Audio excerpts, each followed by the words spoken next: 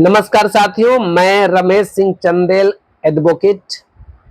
आज जैसा कि मैं कल ही बता चुका हूं कि आज मैं बताने जा रहा हूं कि हिंदू धर्म में दो जोड़े, एक लड़का एक लड़की की शादी होती है। तो हिंदू धर्म में कौन कौन से रिश्ता है, कौन कौन से रिलेशन है, कौन कौन वे लोग हैं, वे मेल और फीमेल है जो आपस में शादी नहीं कर सकते हैं एज पर लॉ। कौन से ऐसे रिलेशन हैं जो आपस में शादी नहीं कर सकते हैं?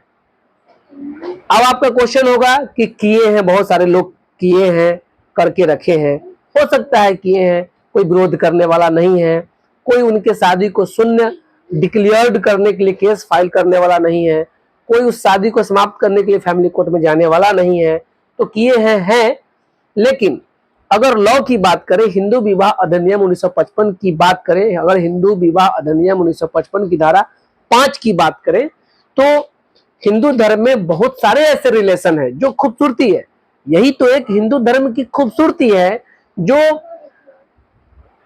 क्लोज रिलेशन को आपस में शादी करने से रोकती है, क्योंकि वे रिलेशनशिप क्लोज माने गए हैं, पवित्र माने गए हैं, जो शादी से ऊपर है, जो पति पत्नी नहीं हो सकते हैं। मैं आज वह सब बातें बताऊंगा। यह वीडियो को पूरा देखें और उम्मीद करता हूं कि जब यह वीडियो पूरा देख लेंगे तो आप निश्चित तौर पर आज के बाद कभी यह प्रश्न नहीं करेंगे किसी से कि हिंदू धर्म में कौन कौन से ऐसे रिलेशन हैं जो आपस में शादी नहीं कर सकते हैं, और कौन कौन से वे रिलेशन हैं जो शादी कर लेते हैं समाज के खिलाफ, समाज के विरुद्ध जाकर, परिवार के विरुद्ध जाकर।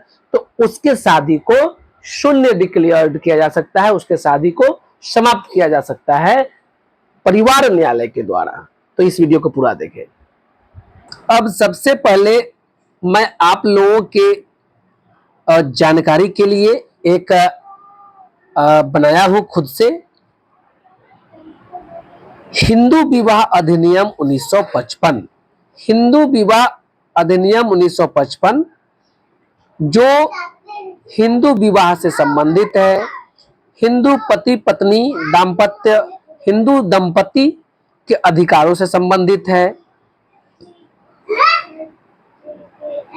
अब हिंदू विवाह अधिनियम 1955 की धारा 5 को देखते हैं तो स्पष्ट है कि हिंदू विवाह के लिए शर्तें, हिंदू विवाह के लिए शर्तें, हिंदू कब आपस में शादी कर सकते हैं और क्या क्या शर्त है, कौन कौन लोग हैं जो हिंदू विवाह में, हिंदू परिवार आपस में, हिंदू जोड़ा लड़का लड़की आपस में शादी कर सकते हैं। अब हिंदू विवाह अधिनियम की धारा 5 में शर्तें हैं, जो कई शर्तें दिया गया है, जिसमें से एक दो शर्त तो मैं रील्स के माध्यम से, शॉर्ट वीडियो के माध्यम से कल बता चुका हूं। आज मैं केवल बताऊंगा 4 जो शर्त है। शर्त में चौथा शर्त के बारे में मैं आज विस्तृत रूप से बताऊंगा, जो ये बताती है कि कौन कौन से रिलेशन है हिंदू धर्म में। अब मैं बात करूंगा 4 की। तो 4 कहता है कि जबकि दोनों पक्षकारों में से हर एक को शासित करने वाली रूढ़ि या प्रथा से उन दोनों के बीच विवाह अनुज्ञात न हो, वे प्रतिसिद्ध नातेदारी डिग्रियों के भीतर न हो। अब आ गया है कि वे प्रतिसिद्ध नातेदारी डिग्रियों के भीतर ना हो, तभी वे दोनों शादी कर सकते हैं। यदि प्रतिसिद्ध नातेदारी डिग्रियों के बीच वे आते हैं तो उनका शादी नहीं माना जाएगा, वे शादी नहीं कर सकते हैं। एज पर हिंदू लॉ वे शादी नहीं कर सकते हैं, करना भी नहीं चाहिए, क्योंकि वे सभी आपस में एक खून, एक वंश, एक परिवार के होते हैं, इसलिए वे शादी करना भी नहीं चाहिए। यही हिंदू धर्म की खूबसूरती है हिंदू धर्म की यही एक खूबसूरती है जिसके कारण समस्त धर्म के लोग इस धर्म के पीछे पड़े हुए हैं कि ये धर्म के लोग कुछ ऐसे रिलेशन होते हैं जिसको पति पत्नी से भी ऊपर मानते हैं। अब क्या है प्रतिसिद्ध नातेदारी क्या है, इसकी परिभाषा आपको मिलेगा हिंदू विवाह अधिनियम 1955 की धारा 3 में। 3 में परिभाषाएं हैं। उस परिभाषा में 3 के 6 देखा जाएगा तो आपको मिलेगा कि प्रतिसिद्ध नातेदारी की डिग्रियां 2 व्यक्ति प्रतिसिद्ध नातेदारी की डिग्रियों के भीतर कहे जाएंगे। कब? नंबर 1, यदि एक उनमें से दूसरे का पारंपरिक पूर्व पुरुष हो। पारंपरिक पूर्व पुरुष हो यानी पूर्व के वंशज हैं, एक ही परिवार के पूर्व के वंशज, एक ही परिवार के वंशज अगर हैं तो वे विवाह नहीं कर सकते। यदि एक उनमें से दूसरे का पारंपरिक पूर्व पुरुष हो, एक ही वंश के लोग हो, वे आपस में शादी नहीं कर सकते हैं। दोनों में से कोई एक भी उनमें से एक कोई है तो। दूसरा, यदि एक उनमें से दूसरे का पारंपरिक पूर्व पुरुष या वंशज की पत्नी या पति रहा हो, यानी पति लड़का और लड़की दोनों में से कोई एक, यदि एक दूसरे का पारंपरिक पूर्व पुरुष यानी एक ही वंश के लोग या वंशज की पत्नी यानी किसी एक ही वंश के पत्नी या पति रहा हो, वे लोग भी आपस में एज पर हिंदू लॉ शादी नहीं कर सकते हैं। तीसरा, यदि एक उनमें से दूसरे का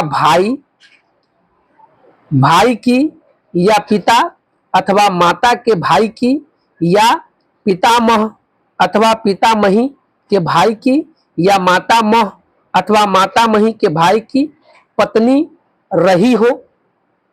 बड़ा स्पष्ट है कि यदि उनमें से दूसरे का यानी लड़का और लड़की में एक दूसरे का भाई की या पिता अथवा माता के भाई की या पितामह दादा अथवा पितामही दादी के भाई की या मातामह अथवा मातामही के भाई की पत्नी रही हो, वे लोग भी आपस में शादी नहीं कर सकते हैं एज पर हिंदू विवाह अधिनियम 1955 की धारा 5 के तहत, क्योंकि वे प्रतिसिद्ध नातेदारी के डिग्रियों के बीच आते हैं।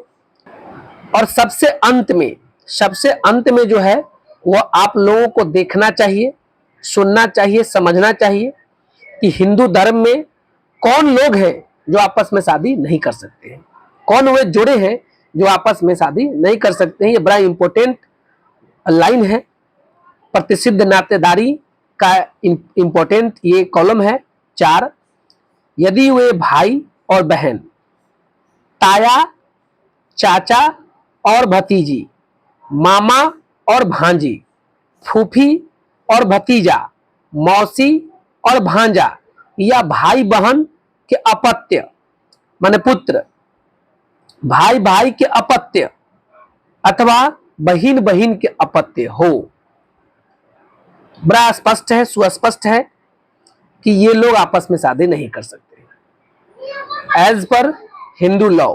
यदि कर लेते हैं और उनके विरुद्ध कोई केस परिवार न्यायालय में दायर की जाती है और यह सिद्ध हो जाता है कि वे प्रतिसिद्ध नातेदारी के डिग्रियों के बीच आते हैं, उनका विवाह का विघटन कर दिया जाएगा, विवाह शून्य माना जाएगा, विवाह को विवाह नहीं माना जाएगा और ये करना भी नहीं चाहिए।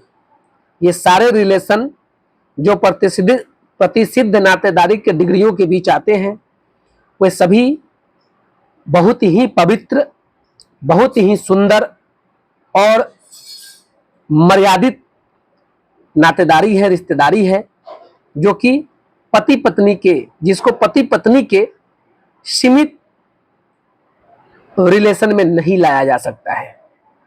साथियों, आज मैंने बताया एक कॉलम के माध्यम से, डायग्राम के माध्यम से लिख कर बताया, सबूत के साथ बताया कि हमारा हिंदू धर्म, सनातन धर्म बहुत ही पवित्र और विशाल धर्म है, विशाल धर्म है।